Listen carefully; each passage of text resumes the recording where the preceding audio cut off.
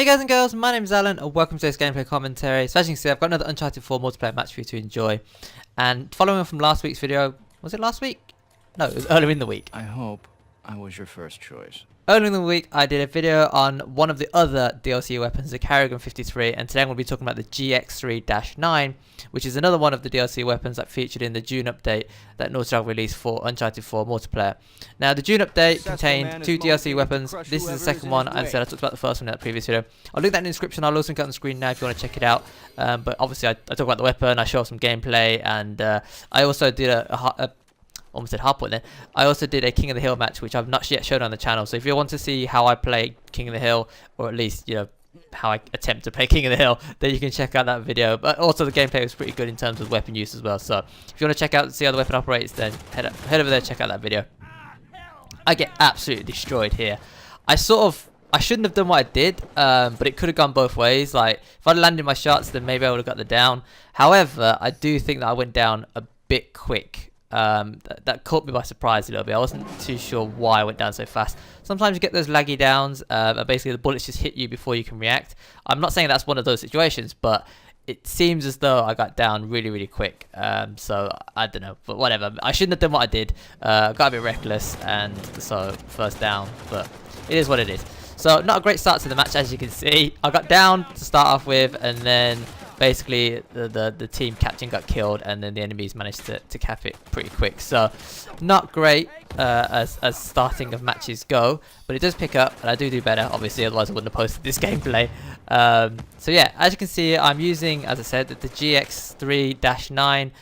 Not a very catchy name. I don't really understand the choice behind it. Like, they could have just picked GX3. Why does the -9 come into play? Is it a 9mm weapon? But then, you know, GX3 9mm, -9 just doesn't sound great. It fires in 2-round bursts. So you pull the trigger, 2 bullets come flying out. So it's a bit like the FAL, but the FAL obviously fires in 3 rounds. The GX fires in 2 rounds. It's quite similar in some respects. I mean, obviously it's a burst fire weapon, so I don't really want to, you know, just all merge them all together. But yeah, it's very similar to the FAL in my opinion. And as you saw there, a massive drawback of this weapon is fighting in CQC. But that's kind of ironic because in the description it's classified as a close range weapon.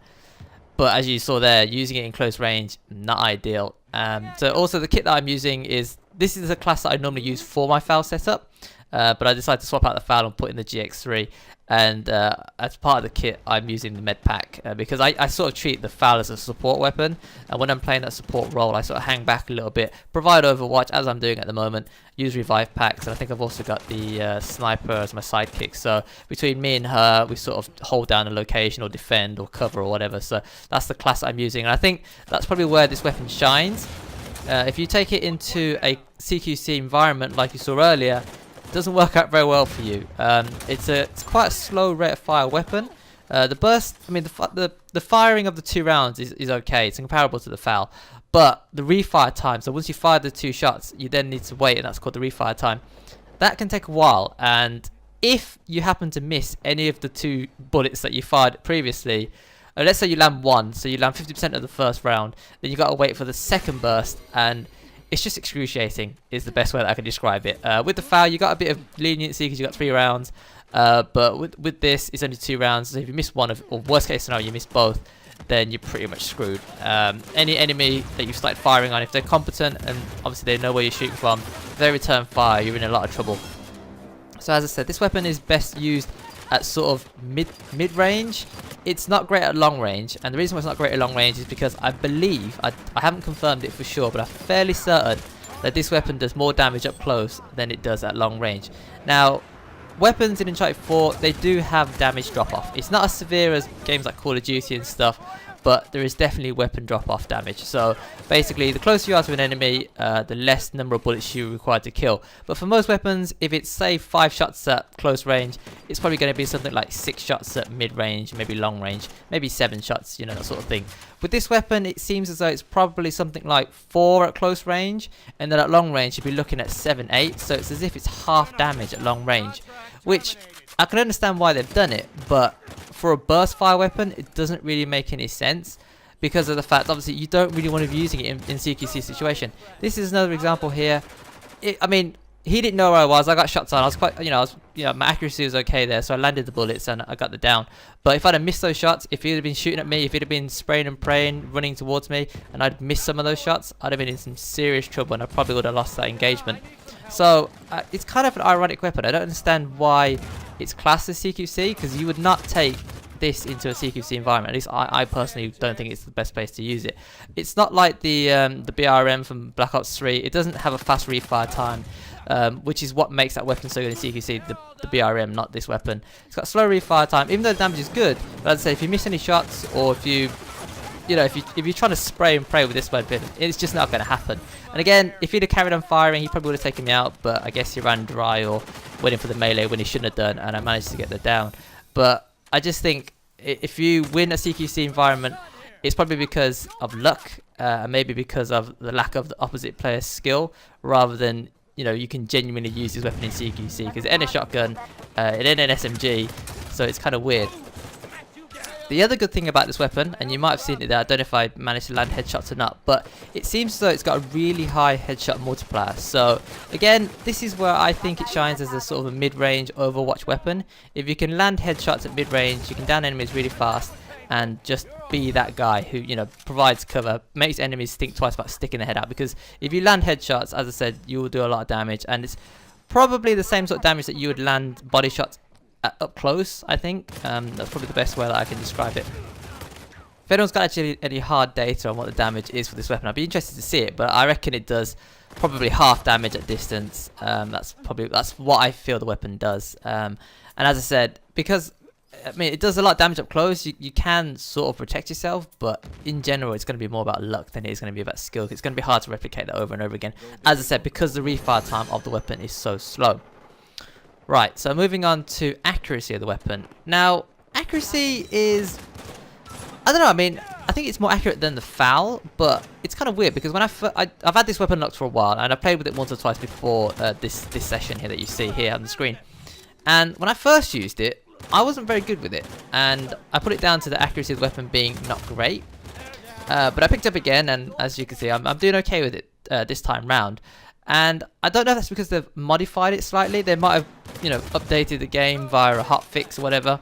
But it seems as though it's a little bit more accurate now than it was when I first used it, when I first tried it out. And it could just be me. When I first tried it out, I'd literally just started playing multiplayer again for the first time in like 3 months. So it genuinely could have been me just being very rusty and missing my shots.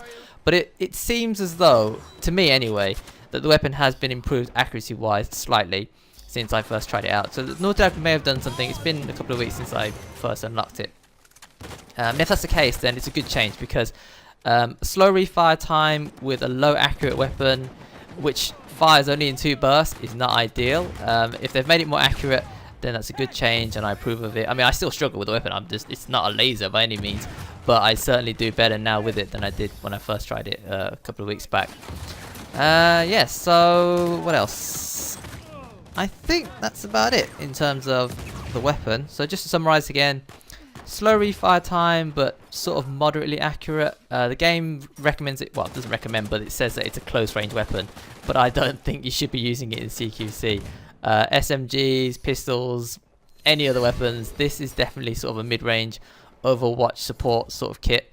And if you're using it like I'm using it currently, sort of just hanging back a little bit, picking players off, going for headshots where you can, that's key. If you can get headshots with this weapon, you do down enemies a lot faster than you would otherwise. You can say that about all weapons, but in particular this one, because I think it's got a higher headshot multiplier. And ammo is, I don't understand why the ammo count on this weapon is so low. I get that it does more damage up close, but if you're using it like I am at sort of mid to long range, the ammo is a bit of an issue. And I find myself, well, okay, not in this game so much, but in some other games, maybe it's because I've been missing my shots and just firing off bursts consistently to try and hit targets, and that's why I'm running out. But it seems as though the ammo could be a bit better compared to some of the other weapons. The initial ammo count, or at least the max ammo count, if you pick up ammo drops on the way, isn't as high. I think it's probably about maybe 2/3 of some of the weapons, maybe even less. So you really do need to make your shots count. Again, in general, you kind of want to do that anyway, but with this weapon in particular, that's another thing you need to be conscious of. So that's probably everything that I can think of to talk about the GX3-9. I'm just not a fan of that name whatsoever. The GX3, or the GX even, just something other than GX3-9. I'm just curious what the -9 represents. Yeah, it's not the best name in the world. Anyway, so yeah, I won't start a new topic in this video, but I'll just talk about some other random stuff. This bit here was not my finest moment. I saw the C4, and I was trying to defuse it by shooting it because I assumed that the player was going to be waiting a little bit further down for me to run around the corner. But my attention was so fixated on shooting the C4, I didn't predict that the player would then come up to investigate, I guess.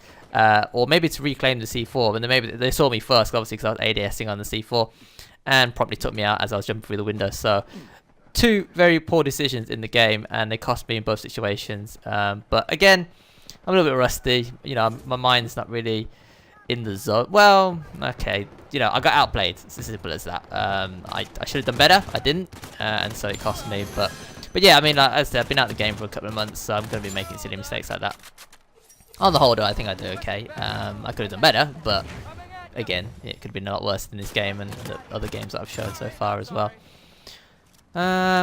Yeah, so I haven't really played much of co-op of late, well, survival, because as I predicted, now that I've got, you know, the 3 stars and the trophy, you know, there's little motivation for me to replay it, because at the core of it, I just don't think it's that fun. Like, it's the same stuff over and over again, and I've talked about this in a previous video, so I won't rehash it again, but I don't think there's a lot of replay value, apart from setting a fast time, or faster time, and I don't really care about doing that. That's, again, it's not the reason why I got into co-op, so setting a faster time is nice, but it's not the reason why I'd log on to play night after night, you know? And I just hope with The Lost Legacy coming out, you know, later this month actually, isn't it? End of August. I just hope that they are going to add some new co-op or some new type of multiplayer to that. I don't know, I just feel like I want there to be something more, and maybe it's just wishful thinking, maybe it's just hoping out of hope's sake, but I don't know, I'd be very disappointed if this is how Uncharted 4 co-op / survival ended with the franchise. Like, they're not going to make any more Uncharted games, at least not featuring the original cast of characters, which is fine, but if this, I mean, the multiplayer is fine. I think the multiplayer is really good. What they've done with it, coming from 2 and 3, is really good. It's not quite as simplistic as 2, but it's not quite as crazy and hectic as 3. It's a nice little balance. But co-op definitely needs something else, and I just hope that they do add it at some point, because I do need my co-op fix. Anyway, so that wraps up today's gameplay. If you enjoyed the content, consider tapping that like button, I would do appreciate it. And if you've got any thoughts you'd like to share with me regarding the weapon or anything else I've talked about today, let me know in the comment section below. As check out the previous video if you want to see how I used the Carrigan 53 and also some King of the Hill footage as well. Also, just before I leave, I don't know if you're interested in watching Destiny 2, but I did capture some footage during the open beta. I've put a couple of live gameplay matches, well, PvP matches on the channel so far. But yeah, until next time, thanks for watching, thanks for listening, take care, and I will see you later.